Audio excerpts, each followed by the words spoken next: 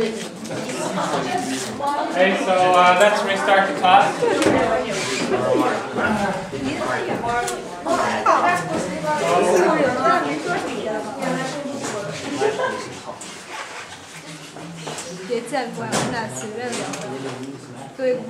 We can discuss this. Find out cultural facts about giving gifts in Brazil, but we're not using the internet today. So just, I can see we're mainly sitting according to the nationality. So just for 3 minutes, just change your seat. And if you're sitting next to somebody from the same country, then one of you needs to get up and move to another chair. Talk to somebody from another country and ask them this question about giving gifts in their country. How should you give gifts in your country? Maybe you're not sure about business, but even if you go to a party, visit somebody's house, maybe you went to somebody's house with your parents, you saw your parents giving gifts or not giving gifts, right? Doing business. How often do people give gifts for birthdays, for boyfriend or girlfriend, that kind of thing? Okay? So I'll just discuss the gift-giving culture in your country. So just sit next to, like, you two guys are from Russia, so one of you should move and sit next to somebody else, right? And you two guys are from Korea, so you need to move. You two guys are from Korea, so you need to move. Yes.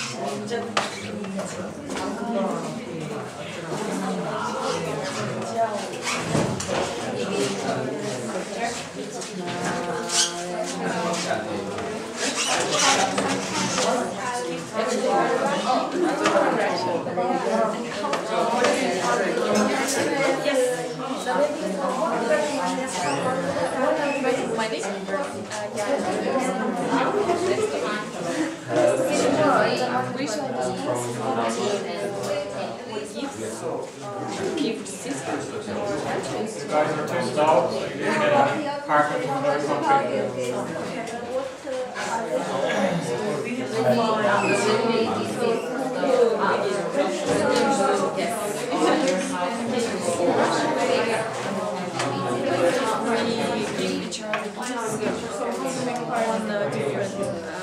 Holidays, maybe on your birthday party, for example, when it's just for example, me and my friends decide to meet together and we just come with different, maybe just little presents. For example, if I went to another country, presents to my friends, this is such system. It is not necessary, but we just do it because we're friends. Good present.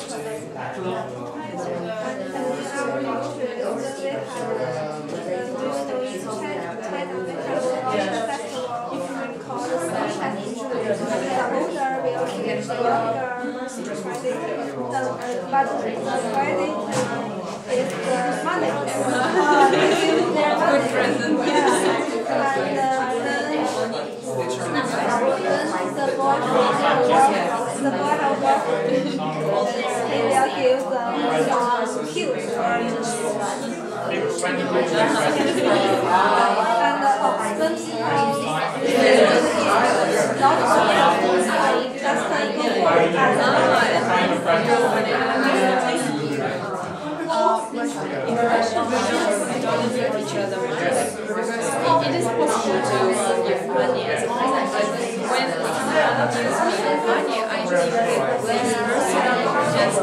think this person just didn't want to search for a present. So it's just like, take money and that's it.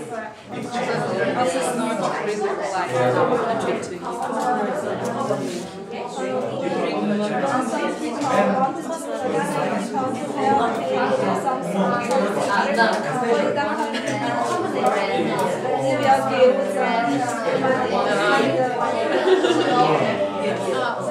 Relatives, for example, my grandmother, they can give me money just as a present when I visit my school, for example.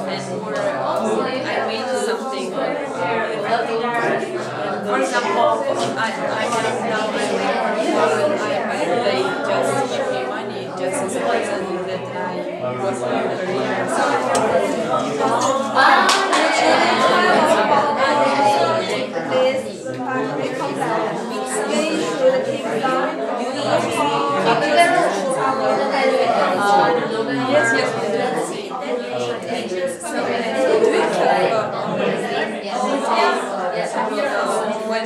Okay.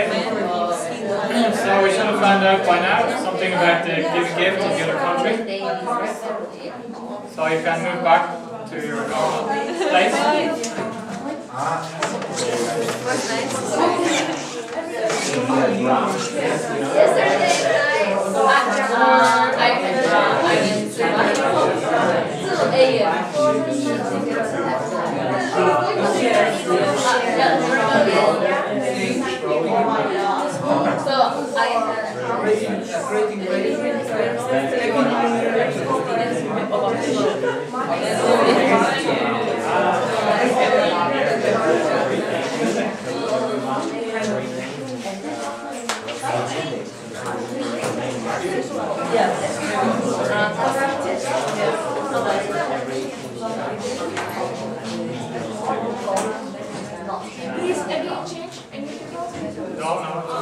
Just one person is okay.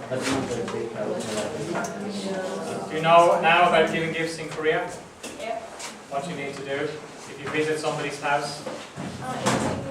If it will be a grocery, I can give a present. It will be cosmetics.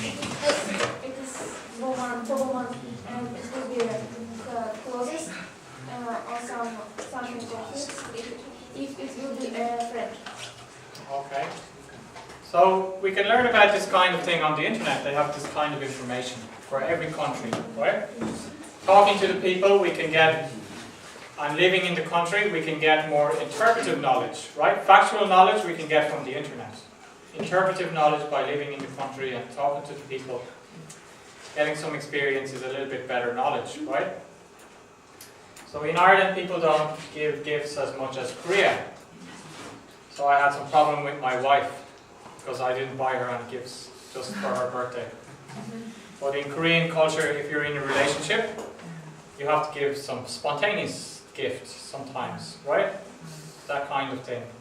So I just explained to my wife, sorry, but Ireland is a different culture. We don't give gifts in Ireland, right? Am I mean?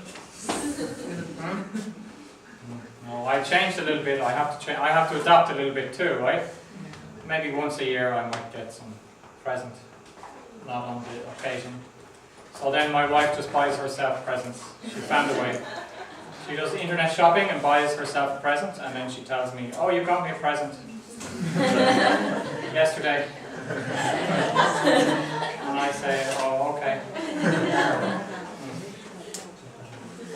I'll pay at the end of the month." So you can see that I could have some problem because of the cultural difference of gift giving, right? In my relationship, my wife could hate me, right? So if we don't understand the other person's culture, right? We're not sensitive to the other culture, we can have a bad relationship with people. So gift giving is one example, and people appreciate if you learn how to give the gift.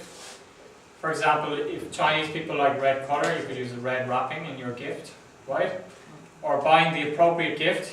What's the best gift to buy? If I visit my friend's house for dinner in Ireland, perhaps I would bring dessert, some chocolate cake, right? Or if I know they like drinking, I can bring a bottle of wine. But in the business in Ireland, it's not that common to give gifts. Not that common because there's a thin line, we'll talk about later, about bribery. So for example, in Ireland, it's okay to take your customer to a sports event, right? That's not considered as a problem. So in different cultures, it's different ideas. So we need to adapt to the culture of where we're working. So then let's talk about the management style and business systems. So, different countries have different management styles and systems. So, for example, some cultures focus on competition, others focus more on relationships. We can see the big difference between Japan and the US in this regard. We already discussed about Toyota and the US car company GM. Very different idea of how to deal with their suppliers. GM, they want to make their suppliers compete, right?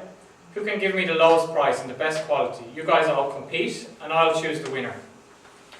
In Japan, they want to work together with their supplier, right? To improve their supplier. They're more concerned about the relationship and the long-term relationship. In the US, this supplier has a lower price, cut your old supplier and go to the new supplier. Okay? It's more competitive. So we have a different way there. And I'm even surprised by the competition of American people. So sometime I played just basketball, just two players against two players playing basketball. And usually that's just fun game, right? But usually when I play that game with Americans, they're like really serious, like, come on, we have to win the game, right? Two of them together, very competitive, right? So Americans' culture is a very competitive culture. In the American idea, by having competition, you can get better performance, right? So sometimes by having competition you can have better performance, sometimes by having a better relationship and more cooperation you can get a better performance, right? So there's some US universities where they have some court cases between the professors, because some professor is doing their research and another professor is doing their research and they're competing against each other. They really hate each other. They're taking each other to court, right? But in the US they might think that's good, because I really want to beat you, so I'm going to work harder, right?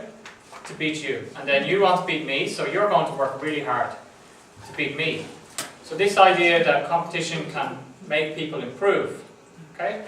On the other hand, in Japan, you might have two university professors, and they think, let's cooperate, right?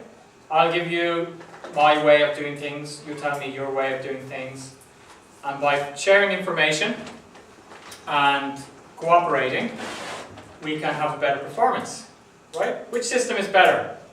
Japanese system of relationships or US system of competition? Can we say one system is better than the other? No, we can just say that they're different, right? So just we can understand that we have different systems and different styles in different countries, right?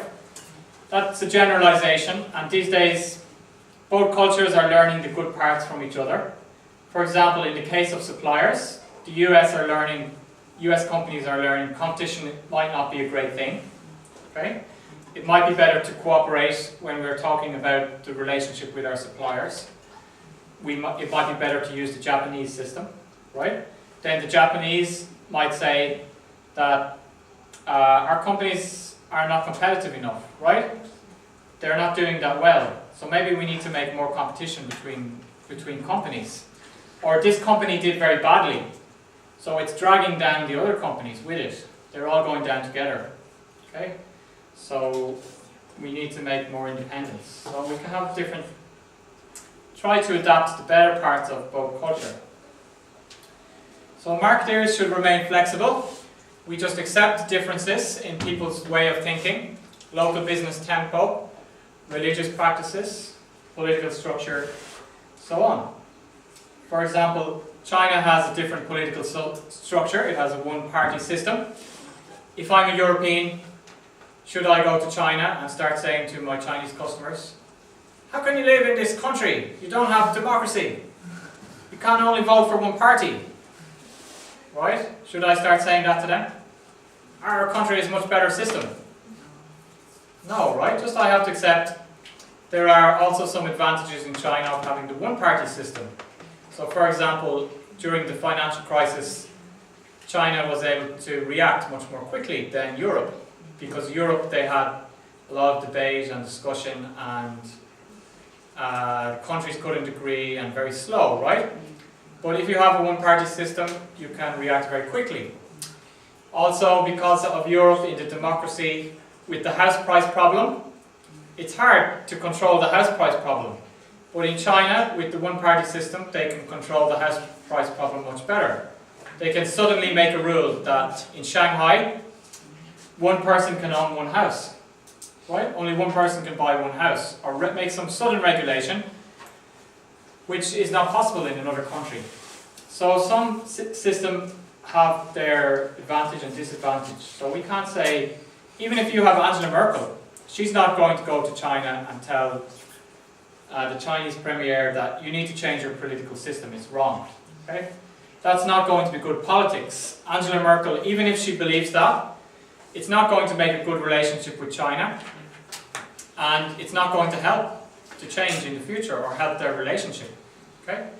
It's just going to cause problems. So we just have to accept local religions and practices, local political structures, and so on. So we can find that if we don't understand our customer, we can lose our customers, especially business to business. Because a very important thing is that you understand your customer. So I'm a Korean company and I go to China. I want some business in China. But the Chinese people feel that I don't understand them. Right? Even though my company is better, my product is better than the Chinese company, they're going to do business with the Chinese company. Right? Because I did some strange things and I don't respect their culture and I don't respect their system. So they think the other company understands me better. So I will, even though your product is better, I don't care. I want to do business with them. So that can happen. Okay? People are people, so they will do business with people who understand them well.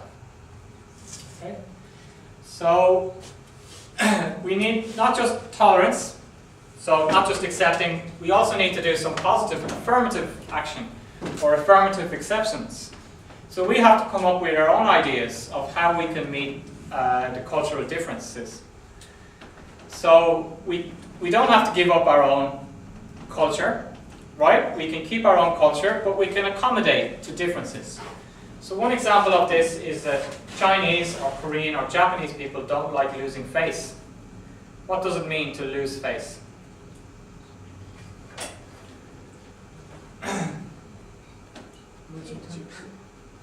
Losing temper? It means that you look bad in public. Somebody makes you look bad in public in front of other people, right? Do you like if I make you look bad in public? No? Do you guys like if you say something wrong and I say, you're wrong? You look bad in front of everybody? Right? So I can understand that about Korea. So I have a meeting. I meet somebody who's a higher position. They say something which is clearly wrong. Right? Do I say to them, there's other people there, that's wrong? Why are you laughing? I could say that in Ireland. Right? Maybe not in that way, but I could tell them that I didn't agree with them. But in Korea, wouldn't be a good idea. Right? It's going to damage the relationship. Maybe later, when we're alone, anyway in Ireland it might be a better idea. Later when we're alone, I could discuss with them and respectively give my opinion, right? But making them look bad in front of a group of people is just going to make them really annoyed and angry. So if we are in another culture, we can still keep our own personality, but just we don't do those kind of things, right?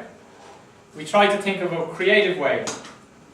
So my creative way would be, I don't agree with him, I'm going to meet him later, talk to him later by himself, and talk to him about the point I didn't agree with, right? Instead of at the meeting telling the higher level person that they're wrong, or I strongly don't agree. So we have to try to adapt in that kind of way. So we have cultural imperatives, cultural electives, and cultural exclusives. What does imperative mean? Can you understand these words? Imperative, elective, and exclusive. An imperative means something you must do. An elective means we have in the university. This is an elective course. You didn't have to take this one, right? You chose to take this course. Okay, and exclusive means only you do that. It's exclusive, only you do that. So cultural imperatives, we must do this. Cultural elective, if we do it, it's nice, but we don't have to do it. Cultural exclusive, we shouldn't do that. Only the people from that country can do that. Okay? So we shouldn't try to copy that. So let's have a look at some examples. Cultural imperative, business customs and expectations that we have to do. And we probably don't do it in our country, but we have to learn this when we go to another country. So for example, a cultural imperative in Asia is don't make people lose face. Okay? If we want the relationships to be successful, okay, if you don't care about the relationship, then you can make people lose face, no problem, right? But if we're doing business, we want a successful relationship, so we shouldn't do that. So, for example, in some cultures, a person's demeanor is more critical than in others. So, demeanor means how they look, their face, their body language. Okay? So, if I'm going to do business in the US and I want to have a good relationship, I'm going to have to change my demeanor. Right? If I meet the US person, I'm going to have to be very smiley. Right? I'm very friendly with them. And if they come to Ireland, they have to stop being so smiley. Right? And they have to be more serious and talk to me like that. Right? Otherwise I'm suspicious and I don't trust them. Okay? So, elective. Elective is not as strong. It's something that we could do or we couldn't do. We might do it or might not. So, for example, greeting with a kiss.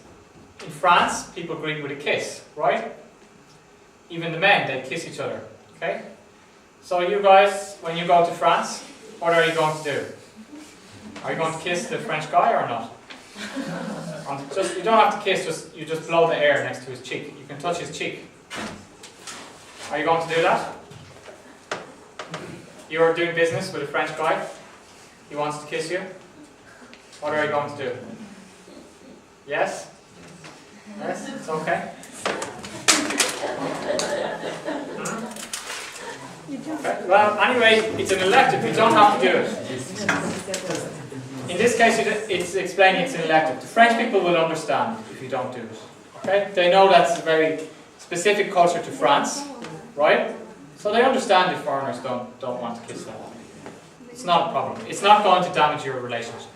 So that's a cultural elective. If you do that, probably they'll feel happy. Maybe they'll feel a little bit happier. But you don't do it, it's not a big problem. Okay? Culturally exclusive. Customs or behaviour patterns reserved exclusively for the locals. So, making fun of their own country or criticising their politicians. You can't do that, just they can do that. Right? So, for example, recently there was a problem between Ireland and Australia because it was St. Patrick's Day, which is an Irish holiday. But this holiday is famous in the US or Australia because people drink a lot. Irish people drink a lot. So the Australian Prime Minister said that he wanted to have a Guinness or two or maybe 3 Guinnesses to celebrate the Irish festival, right? So the Irish Prime Minister said that was disrespectful to Ireland, that it was making out that Irish people are heavy drinkers, right? So he wasn't happy about that. So Irish people can make fun of Ireland for drinking, but other people shouldn't make fun of Ireland for drinking, right? So if you go to Ireland to do business, Irish people drink a lot. That's funny, right? Haha.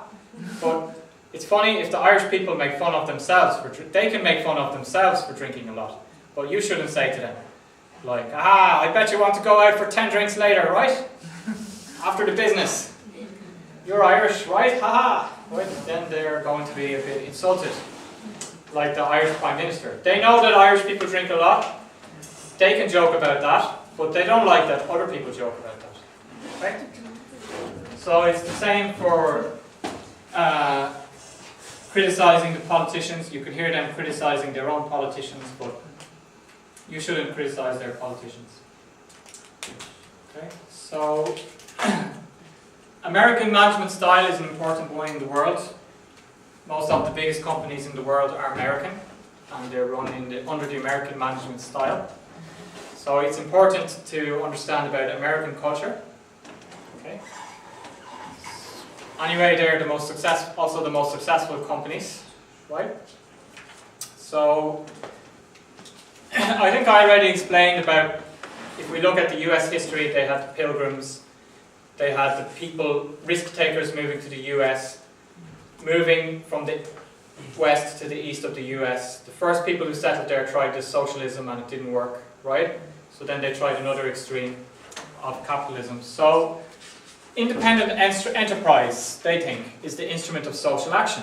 So according to the American person, the best way to help society is set up a company, set up a business, okay?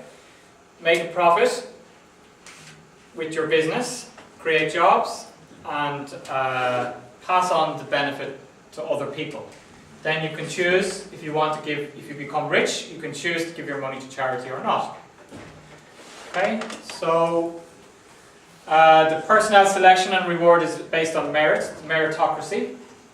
So I had experience working in Ireland and the US, and I liked the US because I could see that it didn't matter about who the person's friends were, or where they came from, what country they're from, or their social background, were they rich or poor. Anyway, they can get the promotion if they do the job well. Okay? But in Ireland, a little bit like Korea, contacts is important, networking is more important, right? Who you know, your address, where do you live, are you a wealthy family? Those kinds of things are a little bit more important in Ireland. But in Korea, or sorry, in the US, in the US company, it's based on merit, mainly. Right? Decisions based on objective analysis, wide sharing in decision making. It's not the top-down approach, bottom-up approach, asking everybody what they think. Okay? All the people can share in decision making. Always trying to get improvement. So we talked about Porter and the competitive advantage, and we said that you can have a competitive advantage now, but 2 years later you might have no competitive advantage. Okay? Another company comes in and takes it away. So you have to always be looking to improve on your competitive advantage. And we already explained about competition. The US idea is that competition produces efficiency. So even in the education system or so on, the US is very competitive. So let's talk about authority and decision making and management. So we already explained about Gerd Hofstede. So we have the high power distance index countries. They use top level management decisions. So it's like the army. Okay. In Korea you have military service. So all of the Korean men do military service. Do you think that Korean companies could be influenced by the fact that everybody in Korea does 2 years military service? Do you think that inside the Korean organization it might be more military, top-down type structure? People could be more comfortable with that kind of structure? Right, so top-down is in the military. Okay, this guy tells this guy what to do. This person is controlling everything. Okay, that's why in the past, a good leader made all the difference. If you look at the wars in history, you can see many examples, like Sparta, you know, the movie 300. They didn't win, but you can find a lot of examples where the small group beat the big group, because the small group had a good leader, and the big group had a bad leader. Okay? So this guy makes a bad decision. Everybody just follows the bad decision without asking any questions. Okay? This guy makes a good decision. Everybody follows his good decision without making any questions. Okay? So, I don't know if you've seen this week, but the president of Singapore is very sick. Singapore, he was a dictator. Duk Jeja. Right. Yes? Do you think dictators are good or bad? Yeah. They're very bad for human rights, right? But if you get a good dictator, could it be a good situation for the economy? right? We saw two examples of this. One was Chile in South America. Chile had a dictator called Pinochet who was terrible for human rights and killed a lot of people. But Chile's economy is the best in South America, right? And we can see that Singapore has a dictator, and Singapore's economy is doing extremely well, and it's an extremely well-run country. So we could say that Singapore were lucky in that they have a very top-down system, but the guy at the top is smart, right? So he made Singapore a financial center in Asia, and nowadays Singapore has the highest GDP in the world, right? Singapore and Luxembourg. And also has a very high home ownership, because it's not a democracy. He could seize the land. When the house price was going up, he could seize the land from the farmers and make new houses for the people, and government houses, so the people could get affordable housing, right? In a democracy you can't do that, because you can't force people to sell their land. You can't force the farmer to sell their land, right? But Singapore is a very small country. So anyway, if we have a good leader, the company can do very well, right? In this system. But if the person at the top is not smart and not a good leader, then our company is in trouble under this kind of system. Okay? So another type of system is decentralized decisions. And another type at the bottom, committee or group decisions. So bottom up, there's not as many levels, right? And we consult everybody. This is more in the US or Europe. We consult everybody. And then, based on their decisions, we make our decision. So let me give you an example. The UN, they wanted to change their systems of doing things. So what they do first is, in every department they find one representative. Okay? They have a lot of departments, like marketing, finance, right? Let's say events. So they get somebody from this department. And then this person talks to all of the people in the department. And they come to a meeting, right? And people from different offices come together. And then they discuss. And they make a plan. They're the people making the plan. Then they propose the plan to the higher people. Then the higher people decide, is this a good plan? Do we need to change the plan?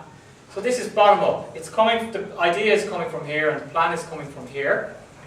And what the higher level people are doing, they're just okaying the plan. They're saying, this is okay. Your plan is okay. Or, this guy is an expert. So he's going to say, well, maybe we can change this. And then he'll send it back. And then these guys check it again and they say yes. Then in the end they make this decision. This takes longer. This takes a longer time. Okay? So the UN made a plan for changing their business. It takes them about 5 years. First they need to make this plan, check with everybody, that takes 2 years. Then they need to spend a year optimizing the plan with some consultants. Then they need to spend 2 years educating all the workforce on the new system. Okay? All over the world. So that's a type of bottom-up system. Committees or group decisions. So it's important to understand the company we're doing business with, what kind, and culture, what kind of system do they have. For example, if I go into a negotiation in Korea, I should know exactly who's this guy, what's his position. Who's this guy, what's his position. Who's this guy, who's this lady, what's her position, right? So I know who's the top person who's making the decision. But if I go into a negotiation with people from Ireland, it's not that important. The 3 people I'm meeting are all on the same level. They're all going to make the decision together. They're going to discuss and make the decision together. So we need to be aware of these kind of things. So we can check on the Hofstede's thing about the power distance. We also have to understand about culture of the management objectives. What do people want from life? What do the managers want or the employees want? Do they want security? Do they want to have a good personal life? Do they want to have social acceptance? Do they want to have achievement and power? So different people in different cultures have different ideas. So South Korea has the highest second highest performing second level students in the world, like middle school or high school, 15-year-old students, right, they take the PISA exam. So other countries, even my friend who's an elementary school teacher in Ireland, he asked me, hey, you're in Korea, what are the Korean schools doing right that their students are scoring so high on the tests, they're teenagers? So they did some study, and the salary of the Korean teacher is very low compared to other countries, relatively in society, right? So they wondered, how is it possible that even though the teacher gets paid much less than the business person or the doctor, compared to other countries where the teacher gets the same or higher salary, why does Korea have such high scores? So they found out that in Korean society, the teacher is a high social status. So they like the job not because of the salary, but because of the social status, right? They feel respected as a teacher. And in fact, the Korean students seem to respect the teachers more in Korea than in Ireland, right? Or in other countries. So we need to understand that different staff, if somebody comes to work for our company and they're from Korea, this might be more important to them, to feel part of the group or social acceptance, right? So we have to try to make them feel like family in our company and so on. Okay, so some people just want the job security. So different cultures have different ideas about work and so on. So if we understand about this, again, we can make a better relationship and manage people better. Communication styles. On the internet, 78% of content is written in English, but only understood by 35% of internet users. So if we make our homepage in English for selling the product, and we think, that's okay for Europe. Most people speak English in Europe, right? Let's just make a European homepage in English. But maybe in Europe, just 35% of the people understand. So we should be making content in the local language. Okay? If you look at the different websites for different companies these days, they often have, even before you enter, choose your country, choose your language. Okay? They're getting more savvy about this these days, but generally companies are not clued in enough that they need to communicate in the local language. So if we hire, it's important to work with some local people, even hire a local marketing company. They understand better how humor works in communications in their country, that kind of thing. Colors, icons, phrases, idioms, slang, and humor do not translate well. So there was a famous example in China where Nike made an advertisement where I think it was Michael Jordan. He was playing basketball and he was playing against himself, right? And the point of the advertisement was your biggest competition is yourself, right? That you're your biggest enemy. So he had to beat himself in the game. And at the end of the game, he killed himself, right? But this was a really bad way to communicate with. It didn't translate well to Chinese people. They really hated the advertisement because it showed somebody killing themselves, like suicide almost, right? It's kind of taboo in the Chinese culture. So Nike didn't communicate their message properly to the Chinese people in their culture. So we have to understand that this kind of meaning that works well in the US might not work well in China. The same kind of marketing. Colors, we already mentioned red is an important color in China. In Russia, is there any important color? Yes. What color is important? I think red and green. Red and green. Is there any bad color? No, it's not bad. What about in Korea?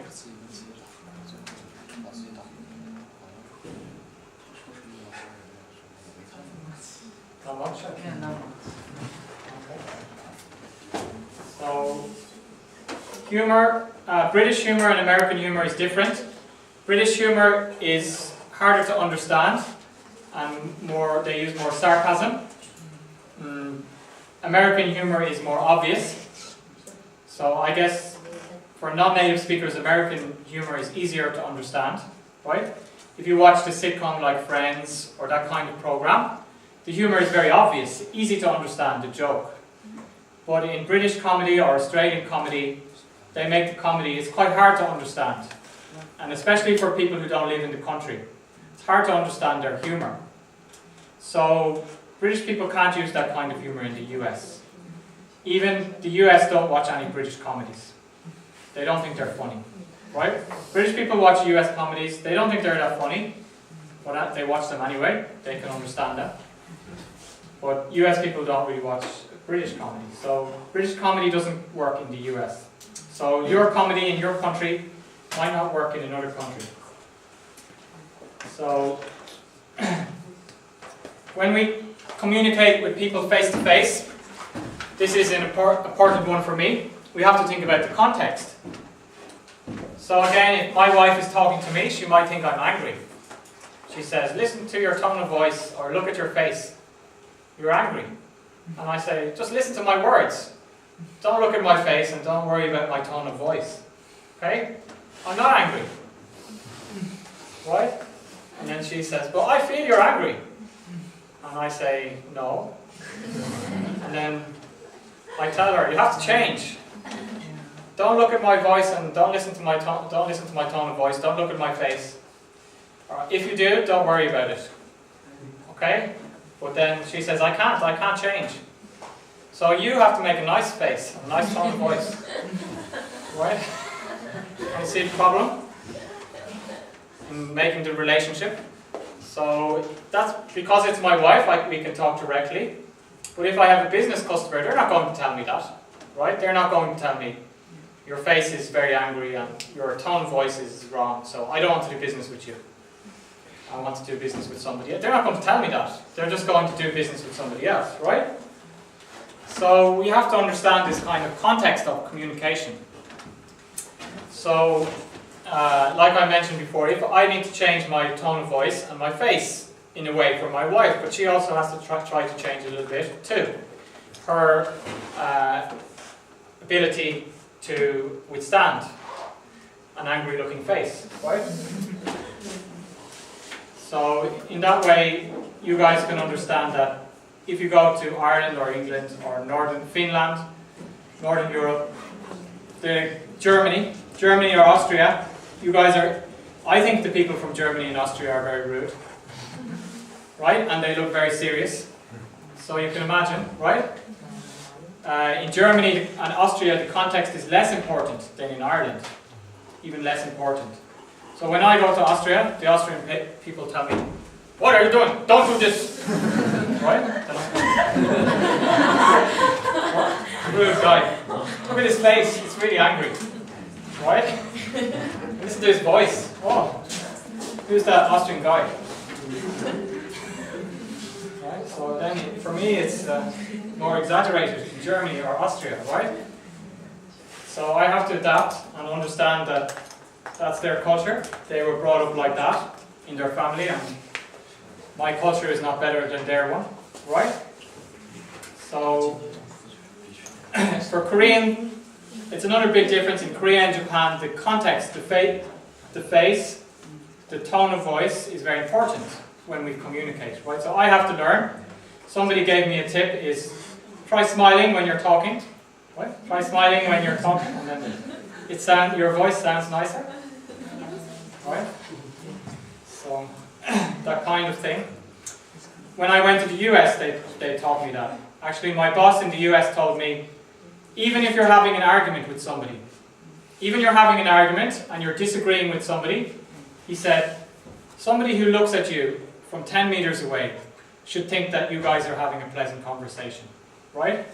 He said your body language should be open, you should look happy and a nice tone of voice and so on when you're talking to the other person, even though you're arguing or disagreeing with them. Because it helps, especially in the US. US is more high context than Ireland, right? It helps the relationship, and it helps you to get a better solution. So I think that was a good tip to, when you're talking to people, even if you're having a bad time, look like you're talking to them about some very pleasant topic together, right? So I don't agree with what you're saying. That's not what I think. I think it might be better if you do it another way, right? Then it's not very natural for me, so it doesn't look comfortable, right? But you know what I mean. In that case, with the American person, I can find a better solution. If I use my normal tone of voice, like, no, I don't agree with that, that's wrong, right? Then the American person will feel very bad and they won't make any solution with me. So I suppose for you guys, you're already quite polite in Korea, so you just have to think, just accept somebody like me or from Northern Europe, their context is very bad. It's not because they don't like you, or it's not because they're angry, right? It's just their culture. Okay, so then let's finish there for today.